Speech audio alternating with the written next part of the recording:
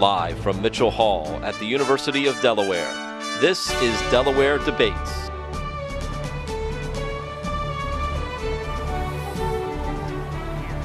Good evening. On behalf of Delaware Public Media and the University of Delaware's Center for Political Communication, welcome to Delaware Debates 2018. I'm Ralph Begleiter. Delaware Debates is also supported by the American Cancer Society's Cancer Action Network and the University of Delaware. This debate features candidates in the race for one of Delaware's seats in the United States Senate. The Democratic Party's nominee is incumbent Senator Tom Carper. Running as the Republican candidate for Senate is Robert Arlett, an incumbent county council member in Sussex County, Delaware. Welcome to both of you. Thank you. We're conducting tonight's debate as a conversation, and both candidates have agreed to rules for the occasion. There will be no opening statements. I'll begin with a question for both candidates, and they have agreed to hold themselves to 90-second answers. We'll also include in this debate questions recorded by students at Delaware State University and the University of Delaware. Now, although we're not having opening statements, we will welcome a formal closing statement from each candidate. The candidates on stage have also agreed to participate in this debate with some rules for the live audience here at the University of Delaware campus. Audience members have entered Mitchell Hall, understanding that this is not a pep rally. There will be no cheering or applause. This debate is about the candidates, not about the audience. I'll keep my questions short, and I'll ask the candidates to answer concisely so we can cover a lot more ground tonight. The candidates will answer in the order they determined backstage with a pre-debate coin toss. So the first question goes now to Senator Carper. It goes to both candidates, but I'll ask Senator Carper to answer first. Do you see the 2018 midterm elections as a referendum on President Donald Trump? I suppose in part it is a referendum, but I think as much as anything, it's an answer to a question: do we believe in checks and balances in this country? The Constitution, the framers of our Constitution, put together this intricate system of checks and balances: executive branch, legislative branch, judicial branch, with the idea that we would not end up with any one person being king. And they disagreed on a lot of things. Should there be one or two units within the legislative branch? Who's going to appoint the judges? Would there be lifetime terms, roles of women, rights of women, slaves? But I think the sort of the key ingredient for why our country has survived and been successful for all these years is checks and balances. And I think as much as anything, when people vote this year, they're going to be voting on checks and balances because they know they're likely to have this president for a while longer. And the question is, do they want to have someone who's able, and as I am, to work with Republicans and with Democrats, but also to try to make sure that this president doesn't end up being royalty or a king with almost endless powers. Mr. Arlett, is it a referendum on Donald Trump? I think it's a referendum of the voice of the American people. And specifically, I think in our race, it's a referendum, I think, on Senator Carper's career as a public official, a 42-year career politician, 18 years in the U.S. Senate. And I think ultimately that's what Delawareans are seeking. They want change. I think that's what this election is about. President Trump won with a significant amount of success just 2 years ago. And the American people wanted change in America. That's what's great about this representative republic that we have. The voice of the people is what matters. He has gone to work. He is not a career politician. He is focused on results. He's actually a president who says what he means and does what he does what he means and means what he does. I think that's critical that we have elected officials who are focused on results and not the partisanship and the party politics that exists in Washington, D.C. So we are very excited about this election cycle because I'm hearing change everywhere we go in the great state of Delaware. People want change. They want their voice heard. And that's what's most important about this very election and why we're running today. All right, I'd like to ask you a question that for one of you is a hypothetical, for the other it isn't, but I'd like you both to respond. I want to ask you both, how did you vote or would you have voted on the nomination of Judge Brett Kavanaugh to be a justice of the Supreme Court? Senator Carper? Well, I voted both ways. I voted for him. The reason why I voted for him 12 years ago is he was pretty much a blank slate. I knew a number of people for whom he had worked, with whom he had worked, including some of our most cherished and respected judges in this state. If I had known 12 years ago how he would turn out as a judge, I would not have voted for him. I've been very disappointed. He has perhaps the worst record on environmental issues of any judge that I know of. And 90% of the cases where there was an environmental issue for the environment or against the environment, 90% of the time, he voted the wrong way. He believes it's okay for upwind states, think Pennsylvania, think West Virginia, think Ohio. It's all right for them to spew filth up into the air and it blows down on downwind states, and we have no recourse to that. He doesn't believe that this country should have the authority to regulate carbon dioxide, which leads to climate change, climate warming, extreme weather. He thinks that's all right. He doesn't believe the EPA should have the right to regulate mercury or methane. And the list goes on and on and on. In fact, in 90% of the cases where there's an environmental issue at stake, 90% of the cases, he chose the wrong side rather than the right side. That's why I voted against him. And you voted against him most recently. Okay, Mr. Arlett, how about you? How would you have voted? Well, I certainly would have voted yes. And I think Senator Carper is a little off track slightly because he had already made his decision before the hearings. You had stated publicly that you were already against whoever really that nominee was. Your decision was all against the President of America. No matter who the nominee was, you were going to vote against him. And I think that's what's broken in Washington, D.C. That's why people are upset, because this partisanship, let's respect the process. That poor man and his family went under tremendous amount of discourse, and it was appalling for America, and it was appalling as Delawareans to see that happen. I have to tell you, it was unbelievable what happened and what occurred, and it was shameful of the Democratic Party. I say that because they held on to that letter for weeks, and she wanted to be held anonymous. That's a fact now. They brought it out for political gain at the very last moment. Excuse me. So to me, it was a political game to the Democrats, and I was focused only on the facts of the hearing, and I would have voted yes. And since we're in the hypothetical range with you, how would you have voted 2 years ago when you spoke about respecting the process when the Democratic president nominated a justice to the Supreme Court? I would have wanted the hearing. I would have wanted the vote. I think the Republicans were wrong. Again, respect the process. And again, we're not a party guy, we're a principled guy. So 2 years ago, I am already on record, I'll say it here publicly, the Republicans should have allowed that up and down vote, and they did not. I think that was a mistake. All right, going to move on to a question. I'm Tom Carper, and I approve this message. Thank you. Moving on to a question from a student. This is a senior political science and technology double major here at the University of Delaware. There you go. With a question for both of you.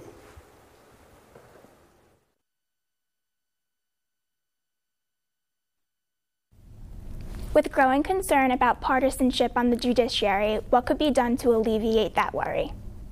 Partisanship on the judiciary. Mr. Arlett, you I guess at all levels, I'm going to assume, perhaps. But the judiciary is not to be a legislative arm of the government. They don't make laws.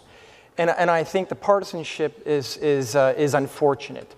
That's why it's important that we have Senate candidates who understand the Constitution and will nominate those who will apply the Constitution as written. That's what's most important. When you apply that litmus test, the politics are stayed out of it. It's all about interpreting the Constitution as written, very simple, and I think that's what needs to be done. Senator Carper? Yeah. When the Founding Fathers were meeting up the road all those years ago working on the Constitution, 231 years ago, they grappled with a lot of issues. I mentioned earlier, rights of women, slaves, how many branches of government, would there be one or two, a unicameral or bicameral legislature, age, you have to have lived in this country, born in this country to be president, ages and so forth. The toughest issue that they debated, Ralph, was judges. Should they have them? Should they serve lifetime terms? Who would appoint them? And they battled on that for weeks. And finally, he voted up and down on the idea that the president would appoint with the advice and consent of the Senate, and it was defeated. They went back to the drawing board, prayed some more, and they voted on it again. Same compromise. The president will nominate with the advice and consent of the Senate. Voted on it, they approved it.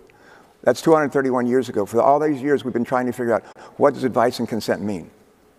And I think maybe what we need to do is take a look at a state like Delaware. I was a governor here for 8 years. For every Republican I nominated to be a judge, I had to nominate a Republican. For every Democrat, I had to nominate a Republican. when equal balance across the spectrum. And we have one of the most respected judiciaries in the country. And they do not serve lifetime terms. They serve 12-year terms. And I think maybe what we should do is find out what works and do more of that. And I would suggest that we take a long, hard look at the way we do business here in Delaware. And we may have something here that could be a model for the country.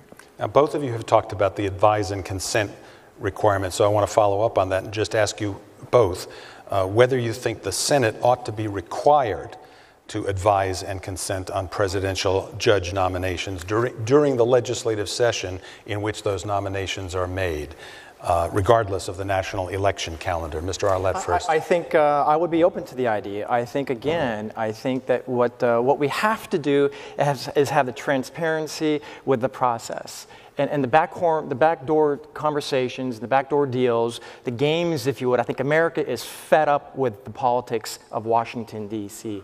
So if it allows for the process to be more transparent, so the public can understand the process and be more involved in the process, I would be supportive of that. So I would be open to that idea.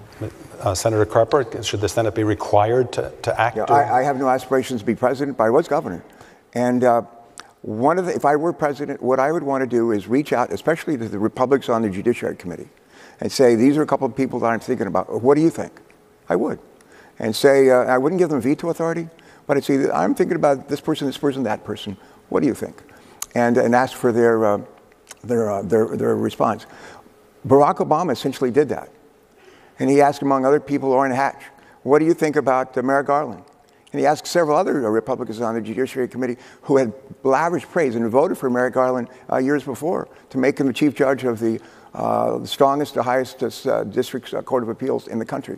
And they all said they thought he was great, they thought he was terrific. That's why a big reason why Barack nominated him. And then for the most part, they wouldn't meet with him. They certainly didn't give him a hearing. I thought the way he was treated was shameful. And my hope is that we don't have to relive that chapter in the history of our country.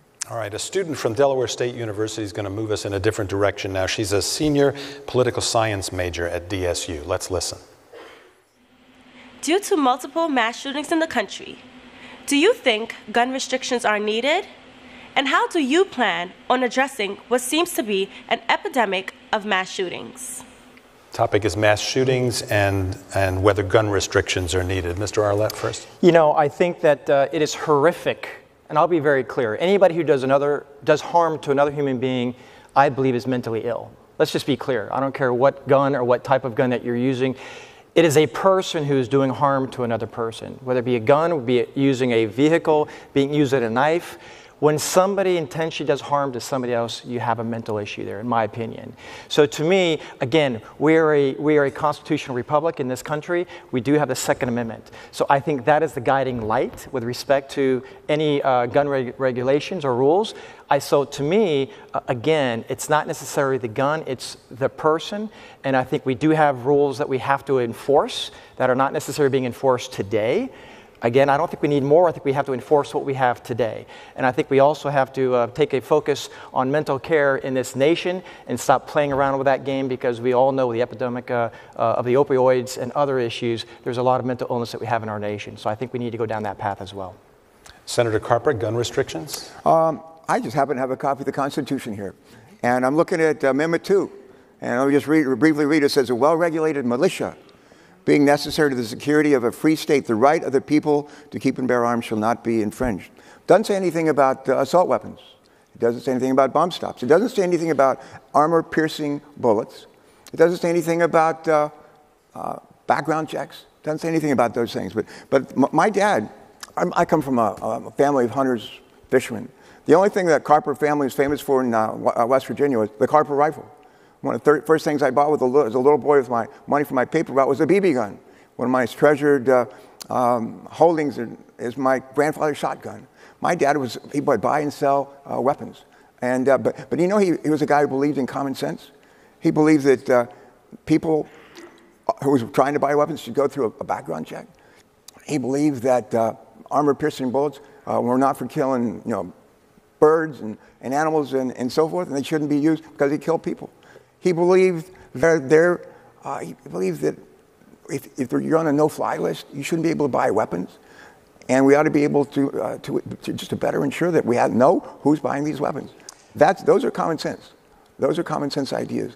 And I think when we vote in the Congress, we should vote and use some common sense while still preserving and Senator, no props allowed in the debate. I'm sorry. Please put down. You Not quoted even the from it, Constitution. so all right. Thank you. All right. May I add one comment, Go if ahead. I may? And I would like to remind the senator that assault weapons are already against the law, and so are arming piercing bullets. Those are military issues, and again, it gets back down to my point of enforcing the current laws.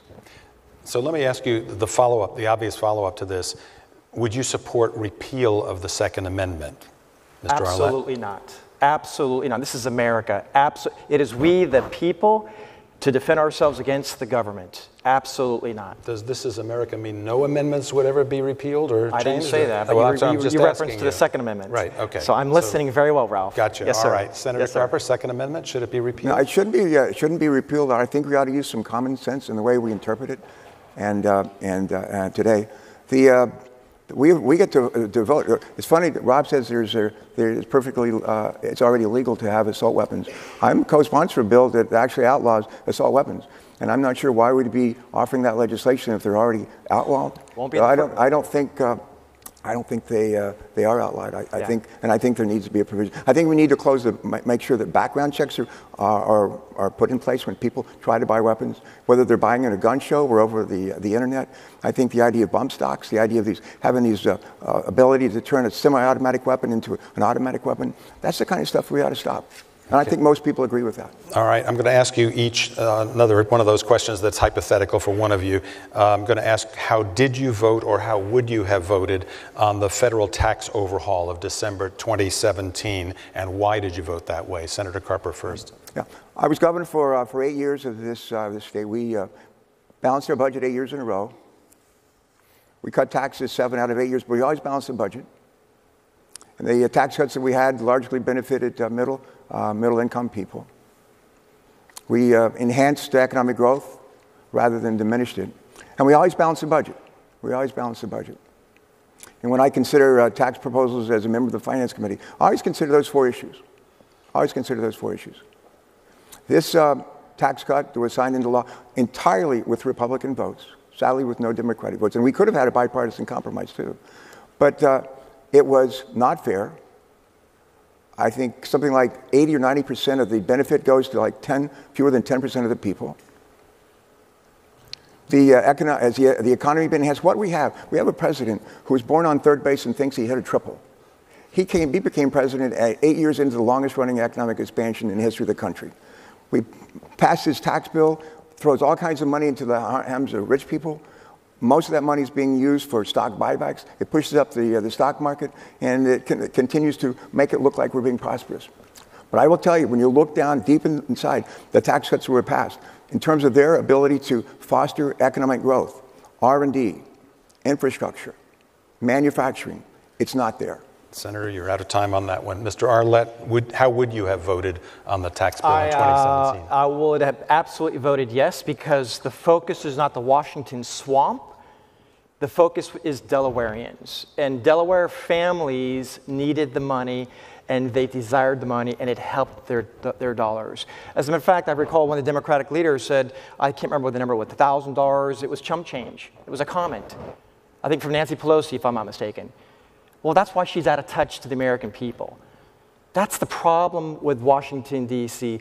They make decisions not through the lens of the American people, but through the lens that they live in, and that is called a bubble. That's the problem with Washington, D.C. And Senator, for God's sake, I tell you, the President of the United States, we've got the best economy. It is growing at a faster rate today than all of Barack Obama. So for you to make the statement that he thinks he made a triple and he's standing on third, well, if that's the case, I think he's right. Because this economy is growing at a tremendous rate, much more so than previously. And I think it's because of the decisions and the policies that he has set forth. And again, it's putting people back in their pockets, because ultimately, let us not forget, it's not Washington's money, it's the American people's money. They know what's best for their dollars. I would encourage more tax cuts in the future. If we have the ability to do so, I would encourage it. They know best, and Washington is horrible at spending American tax. Follow up for a little discussion on this topic. It is widely predicted that this tax bill, and this is across partisan lines, that the tax law that was enacted will raise the national debt by about $1 trillion. Do you see that as a problem? If so, why? If not, why not? And if it is a problem, how would you address it? Senator Carper? The nation's debt last year, about $550 billion. We just learned that the debt this year, the year that just ended, is about $750 billion. The forecast for the debt next year is about $950 billion. Barack Obama and Joe Biden became president and vice president of this country, the worst economic recession since the Great Depression. They started at the very bottom. Banks were closed, people couldn't get loans. It was a terrible time, terrible time. And what they had to do was to fight, without the help, frankly, of the Republicans in the House of Representatives and the Senate, to help lift us out of that for the next 8 years. They turned over to this administration the longest-running expansion in the history of this country. We passed this tax cut bill, which is like a sugar high for the stock market. And the money's being used to buy back stock, pushes up the value of the stocks, which inures mostly to wealthy people. Mr. Arlett, how about you, the question of the national debt being raised as a result of the passage of this act? We have a major issue in this country with regard to $22 trillion debt deficit as it stands. And so I understand what he's doing. He's trying to energize the economy and give the money back to the American people, whereas they will turn around and spend it. So again, I am concerned with the deficit, as all Americans should be. The government has got to focus on being better with the tax dollars. They have to learn how to be more efficient, more effective, and learn to do more with less, just like the regular Americans. And to your point, Senator, as far as it helped to the stock market and help the wealthy, well, that's you. I mean, the reality is that's not the average necessary Americans, but the reality is that's most of those in Washington, D.C. that are making these various decisions. And again, I think the focus has got to be on the American people and how to empower them so they can move forward and prosper. And that's what my desire is. All right, I want to turn to health care, which is obviously another major national issue. I'd like to ask whether either of you or both of you think Congress should take action to stop the administrative cuts to the Affordable Care Law that are now being implemented by the Trump administration. So should there be some congressional action at this point? Mr. Arlett first. Well, the Affordable Care Act is not affordable. It is absolutely irresponsible of Congress and really ultimately the Democrats, who had to approve of the bill so they could read the bill, if we all recall that. And just 10 years ago, the average insurance premium was just over $300. Today, it's over $1,300. Over $1,300. People's incomes have not quadrupled in 10 years.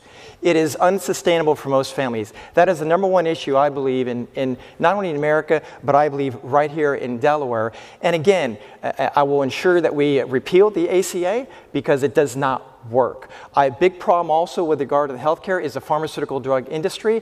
Politics has gotten too much into it. On day one, I will offer a bill that will repeal the bill that allows the legalized kickbacks from the pharmaceutical companies.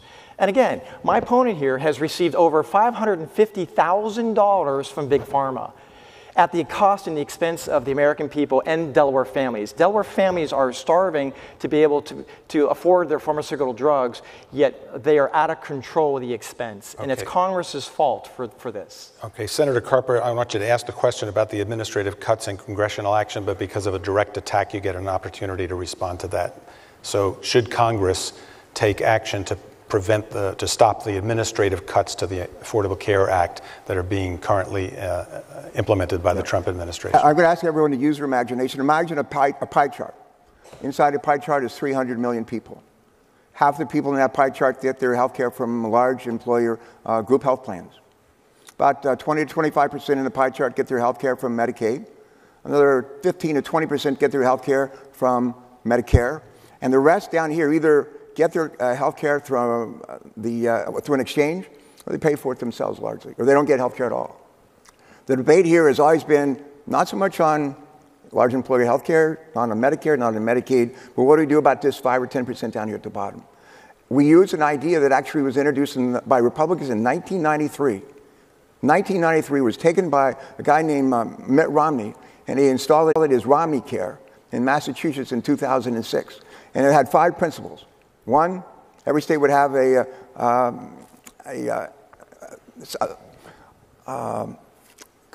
exchange. Every state would have an exchange where they could go for people without health care could get the coverage. Every state not in the exchange, you'd have to, everybody have to get coverage. There would be a sliding scale tax credit to basically say poor people get more help in affording their coverage. There'd be an employer mandate, and you couldn't deny people coverage for pre-existing conditions. What the Republicans want to do is attack and kill their own baby. Because what we did with the Affordable Care Act is we took Mitt Romney's idea and made it the exchanges and part of the ACA.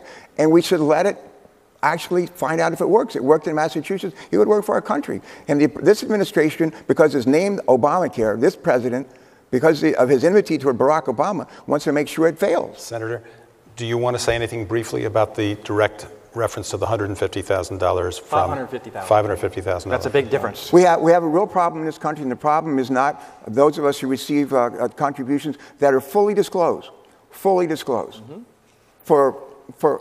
fully disclosed. People have any questions about monies that I received or Rob Arlett, they will understand and see where the money comes from, except for the fact that dark money, where we don't have any idea where it comes from, can seep into campaigns. We don't know who donated the money. We don't know how it's been spending. And it makes minuscule the money that we raise on our own. What I think is the better thing to do is change the Constitution, frankly, to say that Citizens United is going to be basically thrown out. Corporations are not people. They shouldn't be able to give enormous amounts of money to campaigns. And we should know where every dime comes from and by whom it's being spent. Okay. One more follow-up on health care. I want to ask both of you for a brief answer on this, please. Would you favor health care for all, a plan of health care for all in the United States? Mr. Arlett. Absolutely not. I think the government should get out of the health care business. I've had 2 health care town halls in the state of Delaware because I don't have all the answers. I listen to the professionals, those that are in the field, right? The professionals and the doctors and the patients. They know what's best. They live it each and every single day. They have said the government needs to get out of the healthcare business. Let's get it back in the private sector. Let's get more competition. Let's get it across state lines. And it does not work. We don't need to keep going because when you go from $300 to over $1,300, I think everybody that's here, that's listening and watching at home, it doesn't work. So I would suggest we get the government out of the health care business, get it back to where it belongs in the private sector. All right, Senator Carper. There's a committee in the Senate called the HELP Committee, Health, Education, Labor, Pension Committee. And they spent, I'm not on the committee, but I joined them in spending a lot of time about a year ago to figure out what we needed to do to stabilize the exchanges in all 50 states and to bring down the cost of health care coverage in the exchanges. They brought in governors, insurance commissioners, doctors, all kinds of people who had a view on this. And they came up with a consensus. There are 3 things that we needed to do. 3 things that we needed to do. Agreement among Democrats and Republicans. If we do those things, we reduce the cost of insurance in the exchanges and outside the exchanges by 30 to 35%. The Republican, God bless them, the Republicans in the Senate would not allow us to do that. If we had done those 3 things, we would have stabilized the exchanges, we'd have had more competition, more insurance companies, and we would frankly drop the cost by about 1/3. Just as a point of interest to both of you, the Center for Political Communication here at the university has just released a public opinion poll in Delaware that shows that 64% of Delawareans favor a health care for all plan. But let's focus on some civil rights issues now. I want to ask you whether you support laws or regulations that protect LGBT students in schools. Question is about laws or regulations protecting LGBT students in schools. Senator Carper first, please. I do. Thank you. Mr. Arlett? I would say that we probably already do. It's called the U.S. Constitution. There's already rules and regulations involved. If somebody does something to somebody else, there's already something in place to do that. I think, again, let's enforce the laws that already exist. One should not matter if they're gay or not, or black or white or Asian like my wife is. In my mind, we are all creatures of God. We are truly all miracles. And I think that Constitution protects all Americans as written. The question is, are we enforcing? That's the question, are we enforcing? In the primary election, you raised the issue with your primary opponent, who's obviously not running anymore. Does that fit with what you just said about we're all Americans? And sure. It does? Sure. Okay. All right. I will share with you. I mean, with regard to the gays, my father-in-law was gay. I own a real estate business downstate, and I have a realtor who works for me who is gay.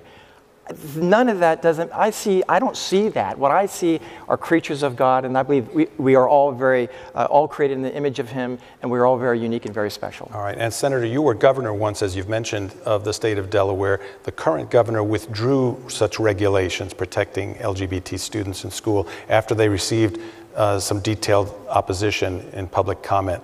How do you feel about the governor's decision to withdraw those regulations? Would you have stuck with it? I don't know that I'm intricately familiar with what the governor did or what the legislature did on this particular issue. Let me just say I believe that the folks who are transgender in our schools, they deserve equal protection under the law. And my hope and expectation is that's what the governor and legislature are trying to do. All right. The same CPC poll, by the way, found that 75% of Delawareans support such laws protecting LGBT students in schools. Let's go to a question now from a Delaware State University student. This one focuses on immigration. This student is a junior, a biology major from Delaware State. Let's listen. So financial aid is a big part of going to college. However, there are still many states in the U.S. that do not offer financial aid to DACA students. So how do you plan on helping making college more affordable for DACA recipients? So the student's talking about the Dreamers, the students of Dreamers. I'm going to ask Mr. Arlett first to respond to that question. Well, you know, I will tell you that we are a nation of immigrants. My wife and her family came to this country many years ago, legally and lawfully. They followed the rules. And others who do not, I would question their ability to be in this country and why they're in this country. Specifically, to answer the question directly, why would I want to give an extra benefit to a DACA student when other students that are American citizens don't receive that same benefit? That would be called discrimination, would it not? So to me, it just doesn't make any sense to me. So if you are here in this country, I think we need to know who you are and why you are here. Let's get them documented, right? And then we can move forward accordingly. But to give them an extra benefit at the expense of the American people who do not, I would not support that. Senator Carper? I don't know what we're talking about as an extra benefit. We live in a country where there are about 200 million jobs. 200 million people go to work tomorrow. And tomorrow there are 3 million jobs where nobody's going to show up, because they don't have the interest, they don't have the skills, they don't have the education to do a particular job. 3 million jobs.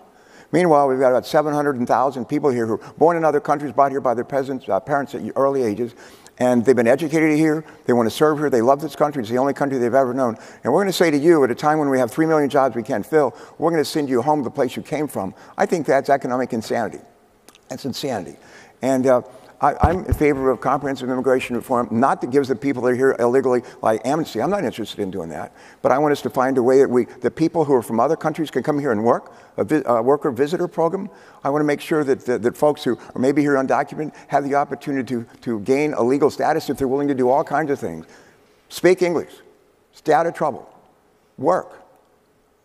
You know, be a good citizen. If they're willing to do those things, then they can work their way to a legal status. But they need to get behind the folks that are here legally, trying to become legally, work their way to citizenship. That's the way it should work. All right, here's a question from a University of Delaware student, a junior in public policy and women and gender studies, that focuses on the Me Too movement, broadly speaking. Let's listen.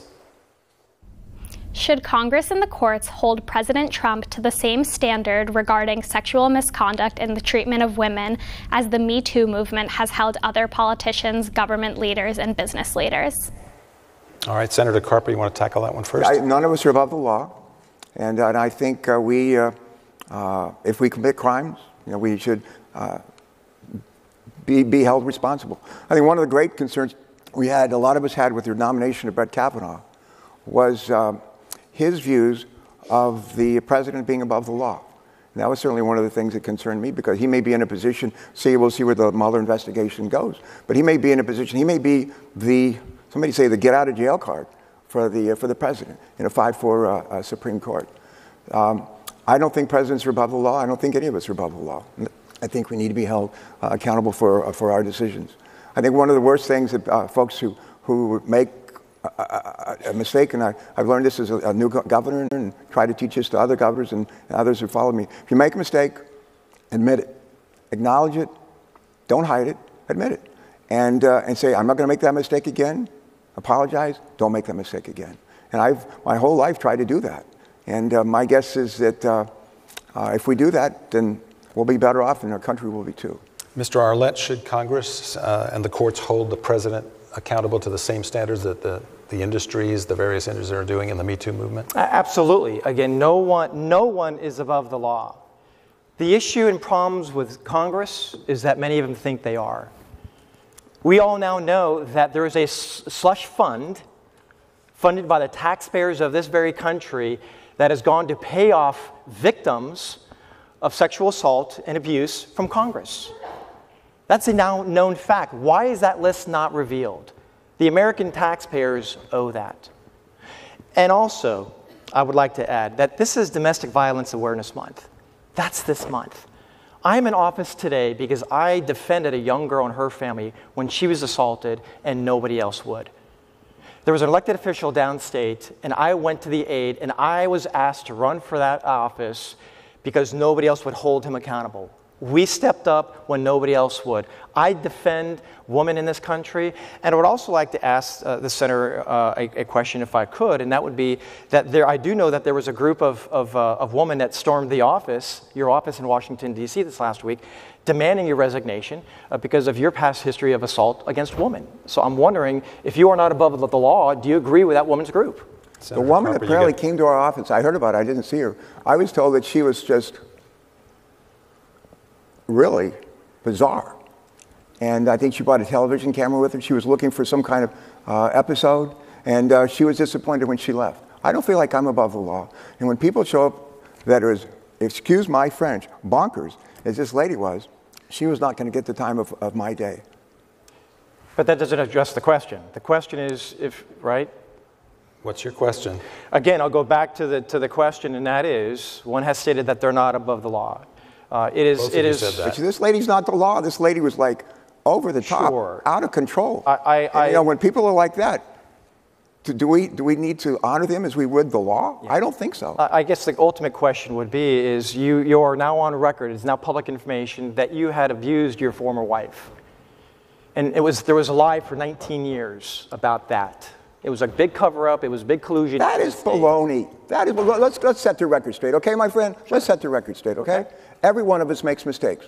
God knows I've made my share of mistakes. 40 years ago, I made a mistake. I owned it. I didn't hide it. It was public knowledge. My wife at the time, publicly, on television, radio, newspaper, said, this is the kind of man I married. This is the kind of man that raised my children. She died a number of years ago. Her son, my stepson that I raised for 5 years, he's like my third son. He loves me as much as I love him. I'm his only parent that's left. And his grandmother, who still is alive in Greenwood, Delaware, I'll be with her on her birthday. It's October 23rd. And again, I will bring her flowers, as I do for her birthday, for Valentine's Day, and for Christmas. She thinks I'm her second son. She has a little dementia now. But this is the kind of husband I've been with Martha for 32 years. This is the kind of father I was for my stepson Greg. This is the kind of father I am for Christopher and John. Every other year for 40 years, people like you, my friend, have just dredged this up to try to create mischief for me, and political mischief for me. And let me just say, it doesn't work. It doesn't work. It didn't work 30 years ago. It didn't work 20 years ago. It didn't work 10 years ago. And you know what? It's not going to work this time either. Okay, and the reason why is because voters have actually voted on this. They've considered it, and they say, we're not going there. We're not going there. And they didn't. And I think before this year is over, they won't go there again. All right, I'm going to call a halt to that. I'm going to ask a halt to that topic. I think we've covered it adequately. There are some questions about social media that I'd like to move to at this point. First, I'd like to ask you, do you think social media in this country has played a positive or negative role on the democratic process, both in the United States and in the world? Mr. Arlett. I think it's played a process, I think is what it has played. I think, I believe that social media has gone on to a whole other sphere as far as the First Amendment and people having the opportunity to have a voice. There's a lot of warriors behind those keyboards. They're not so much so in person, as we all know. And I think that in the end, I think social media is a good thing. I would call it to question the companies that are trying to filter people from having that voice who have their own ideology issues. And I know Congress is addressing that very issue right now. But again, I think in general, I think it's a very, very good thing. All right, Senator Carper, question is positive or negative role by social media in the democratic process? Largely a good thing. We communicate with as candidates, we communicate as office holders to constituents through social media in many ways. Where we get in trouble, a couple of ways. One, we get in trouble when the folks that are the Facebooks of the world, where they're not doing a very good job policing the entities that are using Facebook or some other platform to fabricate, to lie, and to distort. And they have to do a better job of making sure that does not happen. Thomas Jefferson used to say, if the American people know the truth, they won't make a mistake. And one of the problems and challenges we face today is the American people don't know the truth anymore. And certainly with this president, he has a loose association with the truth. And that is not a good thing. And it's not a good way for a leader to provide leadership by example. Okay, now both of you have mentioned this, and one of the students actually wanted to follow up on this topic as well. It's a senior political science major here at the University of Delaware who wants to ask a question about social media companies. Let's listen. Should social media companies like Google, Twitter, Facebook, and others be held accountable for the effects on society and politics of the content of their users? Should they be held accountable, and how should they be held accountable? Mr. Arlett? It's a great question. I think, again, I think should they be held accountable for somebody else's actions? I would say probably not. It is a platform. However, I think there is a role and a responsibility when we're talking about terrorists and other things. I think they do have a role that can help to augment and keep our communities and our country safe. So in general, I would say no to that. But again, I think that there is an opportunity to do some things to safeguard the people. Okay. Senator Carper? Please paraphrase that question again for you. Should the social media companies, the Googles, the Twitters, the Reddits, and so on, be held accountable in some way for the effects of their of what their users do in the democratic process? I think one of the things we do in the Congress, we ought to be doing in this case, we have been doing in this case, is holding oversight hearings in the House and in the Senate. Bring these people, bring the leaders of these companies, platforms before us, and have them publicly explain what they're doing and bring witnesses both for and against the positions they're taking. And the other thing in the executive branch, there are executive branch agencies that have some responsibility over these entities as well. And they have their own responsibilities for doing oversight and making sure that what these platforms are doing is consistent with the betterment of our country and state. All right. Another student question now on a different topic entirely, talking about the environment. This is a junior political science major here at the University of Delaware. Should the United States adhere to the global climate change treaty that it signed? All right. Should the United States adhere to the climate change treaty? Mr. Arlett? I think that we should not be the police agencies of the world when it comes to the environment, especially when we're the biggest bulk of the expense. And so to me, I would answer the question, and I don't know the details, okay, I've not read it specifically, but in generic terms, I would not be supportive of that. Does not mean that we should not be working with others, does not mean, I don't know the details as far, how much we've got in it as far as the financial aspect of that, as compared to other countries around the nation. And again, I think that we all have to be good stewards of God's gift. That is this environment. That's not a political thing, it's not even a partisan thing, I think it's a principled thing. We all need to be good caretakers of our environment, and I certainly am supportive of that. Okay, I'm still a little confused though. We had a treaty, it was the United States signed a treaty on climate change. Its president has said we're not in it anymore. Are you suggesting yes we should be, or not, no we shouldn't? Again, I don't know the details, and does he have the ability to just at will make the decision to pull out of a treaty? I think that would be up to a judge or a court to make that decision. Or Congress maybe. Okay. Or perhaps Congress, but I don't know the details, but I'm speaking what I just shared is in general thought, and I'm sure perhaps the president might seem to think very similar. Senator Carper, global climate change treaty, should the U.S. adhere to it? Yes. Tom Friedman has something called the Trump doctrine. He says, it goes something like this: Barack built it, Trump broke it, you fix it. And one thing after the other that Barack Obama was involved in establishing, this president has seen clear to destroy it. He thinks he makes himself bigger by making others, including Barack Obama and Joe Biden, smaller. We live in a place where I've never seen the kind of extreme energy that's facing us these days, extreme weather. 1,000-year floods every 2 years. Category 5 hurricanes like we've never seen before. Wildfires in Montana, Idaho, Oregon, California, bigger than the state of Delaware. We spent $300 billion last year in responding to extreme weather events. $300 billion. And the seas are rising. We live in the lowest lying state in America. The seas are rising and we're sinking. That ain't a good combination. Something's happening here, and just what it is pretty clear. And we have too much carbon in the air. We're the primary cause of that. We can do something about it. We can do something about it in a way that creates jobs by addressing the need for reducing carbon from mobile sources, our cars, trucks, and vans, and from our stationary sources. We had actually plans laid out, clearly laid out in regulations, and the administration, the industries accepted them, and now they've been repealed, which is a shame. Would you favor imposing new taxes to reduce carbon emissions? The Republicans have been suggesting for a long time that we do a carbon tax. The ones that are suggesting it don't get to vote. So none of the Republicans are willing to vote for it. So when there's more of a bipartisan consensus, I think there'd be a whole lot of interest in that. But you know what they're huge interest in right now is making sure that fuel efficiency standards for cars, trucks, and vans continues to ramp up. Near-term flexibility, but it continues to ramp up. So that when 2030 rolls around, we'll have a heck of a lot of electric-powered, battery-powered vehicles, and a bunch powered by hydrogen and fuel cells. And that will reduce dramatically the largest source of emissions from our biggest source, and that's our mobile sources. Mr. Arlett? And we can do that and at the same time create jobs. Carbon emissions tax, would you vote for that? Not likely. I think I'm not a big person on taxes, but again, never not saying I would be not against it. You better convince me real well. I think I'll get back down to a point earlier. We already have rules and regulations in place. We need to enforce it. I do know the EPA under Barack Obama, President Obama, there were 56 regulations put forward.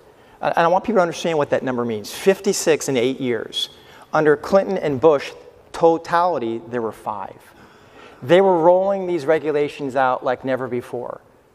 At the same time, the quality of our environment decreased. Why? Because they were not focused on the enforcement and the results, just rolling out regulations. The president has put focus back on results, and I think that's what needs to be done. Focus on the results, not just regulations, which hamper the private industry and costs to the American people without confirming any results. Let's focus on results. All right, here's a simple question for both of you. Do you favor the legalization of marijuana? Senator Carper? Yeah, I think we should pass a federal law. I think I co-sponsored one, actually, that says it's not a federal crime to have or possess marijuana. It's not a federal crime. I think we ought to use it. I'm a governor, recovering governor, and I think the states can be laboratories of democracy here. And we've got states like Colorado that are experimenting with this. Have a country like Canada, apparently, is going to experiment with this. And my view is we should let them, if they want to try out recreational marijuana, make that legal. Let them try it. Let them do it. And let us, before we change our whole country's approach, let us let a couple of states lead the way, and we'll learn from them. Should the federal government play a role in that, or is that a state issue? I think for now it's a state issue. There is a role for the federal government. I don't think there should be a federal law that says people could be arrested, convicted for possessing marijuana. Mr. Arlett, both of those questions. I would very much like to see that the federal government declassify the Class 1 classification currently for marijuana, because it prevents our veterans from going out and getting a natural source of pain relief. They have no choice. Our veterans do not have the ability to get medicinal marijuana to be able to make them feel better when need be, because of that federal law. So I would totally support that, to ensure that not only that our veterans are able to have more options, but also so that more testing can be done to ensure that we know what we got when it comes to medicinal use. I do believe it should be a states' rights issue. This is a natural plant. And again, I think the government has a tendency to do too much, for all. That's not really what the federal government's role is. The power truly lies with the states. So to me, I would be just fine with pushing it over to the states. I'm not saying I would be supportive of it in Delaware or not. That would be a state's issue. I think there are, as Tom had stated, that there are some states experimenting with it. I think it's too early to say. But I think ultimately, I think the government should, at minimum, declassify it so our veterans can get cared for. With other options. Point of information, that same Center for Political Communication poll shows that 61% of Delawareans favor the legalization of marijuana. Now a question for both of you on federal government office holders. I'd like to ask both of you whether you favor term limits for federal office holders, elected office holders, and for federal judges. Senator Carper? I mentioned earlier, I think the idea of what we do here in Delaware on judges is governors nominate people to serve on the judiciary. When I was governor, for every Democrat vacancy I had to replace that person with a Democrat. For every Republican vacancy, I had to replace that person with a Republican. Had a judicial nominating commission that received names of people interested in those positions. And I considered they would send me a handful of names. I'd consider them up or down, submit one name to the executive committee in the state Senate, and they would vote for them up or down. They voted for, actually, as it turns out, 8 years, they voted for every one. And they serve 12-year terms, and after 12 years, they want to serve again, they can reapply and go through the system again. I think it's a good system.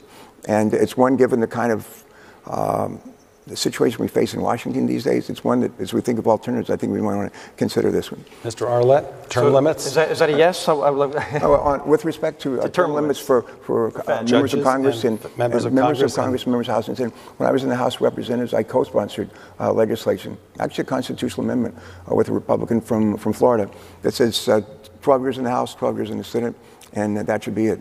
Nobody else really liked the idea. And I co-sponsored it for another for Congress, and finally it just went away. Okay. And now I decided, hey, let the voters decide. Let them decide. And if they get tired of me or Rob or anybody else, they'll send us a message. Mr. Arlett, term limit? Absolutely. If it's good enough for 8 years for the president, 2 terms, that should be good enough for all others.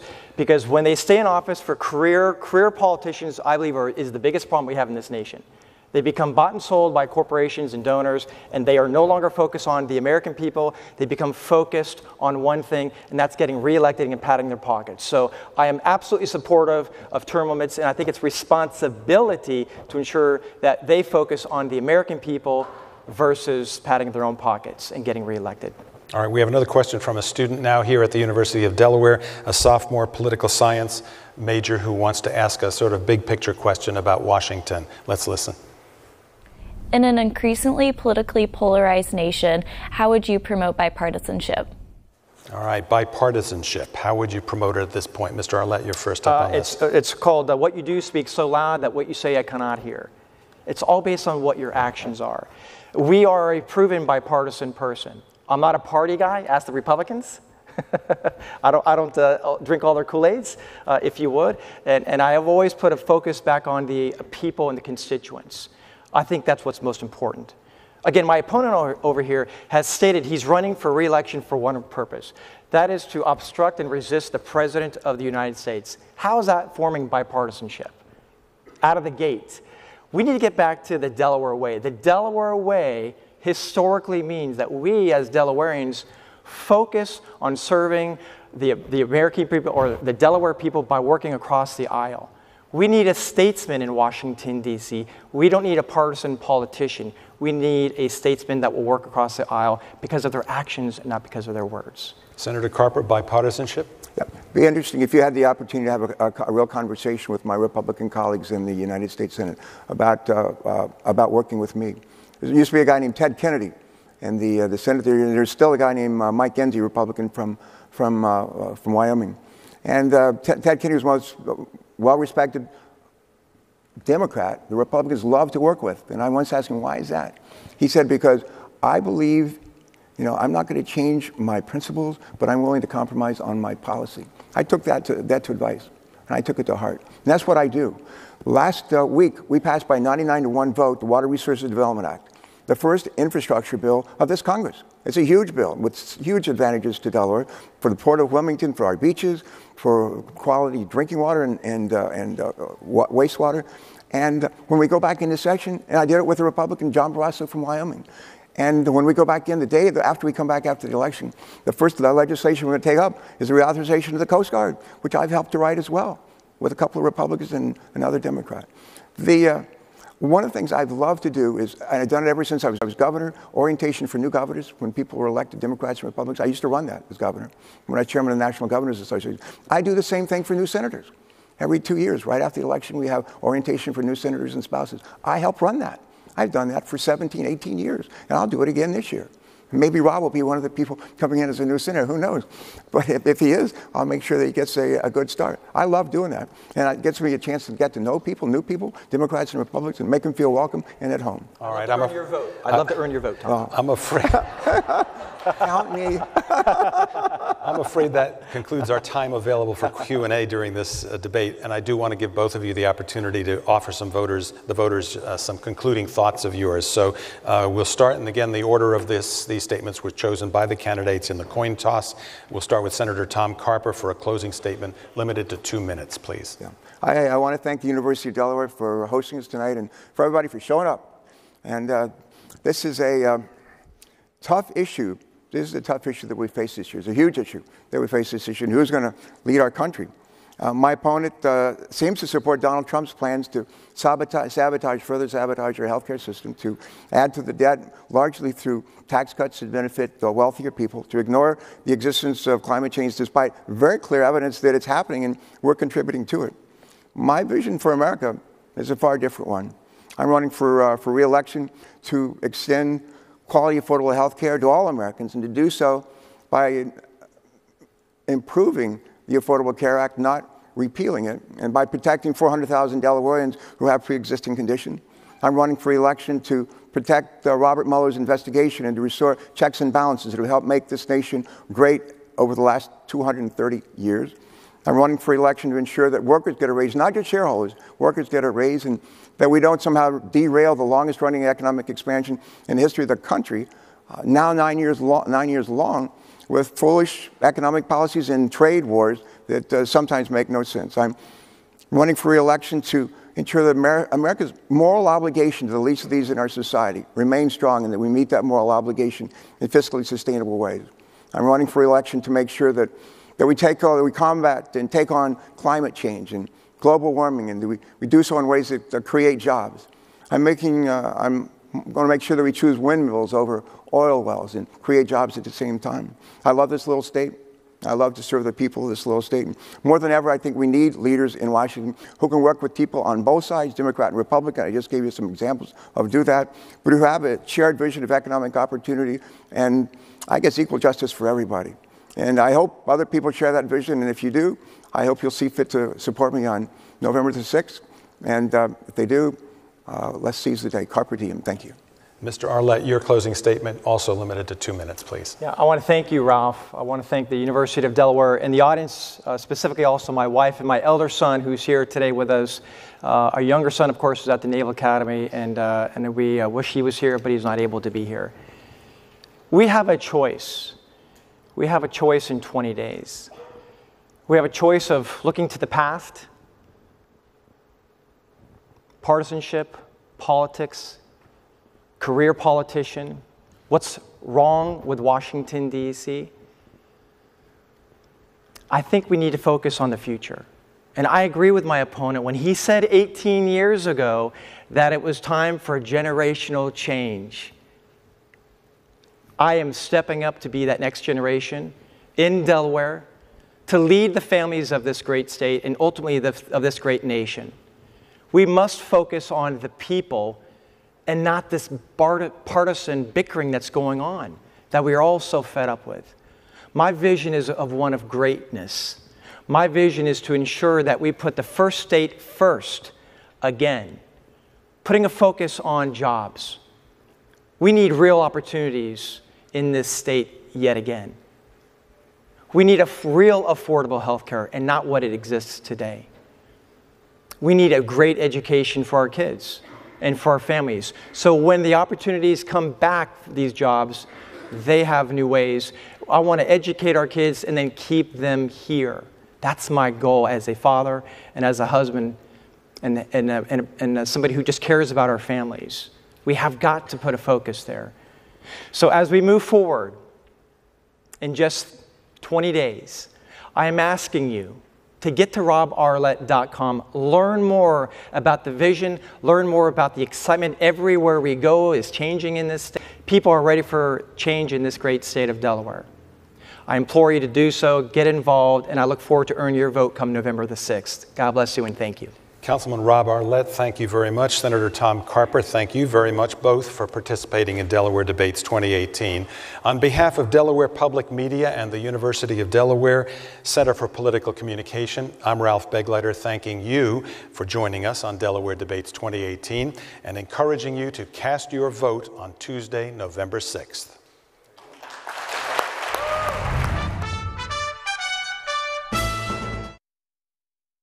With Election Day less than a month away and the control of Congress in question, see the competition for yourself.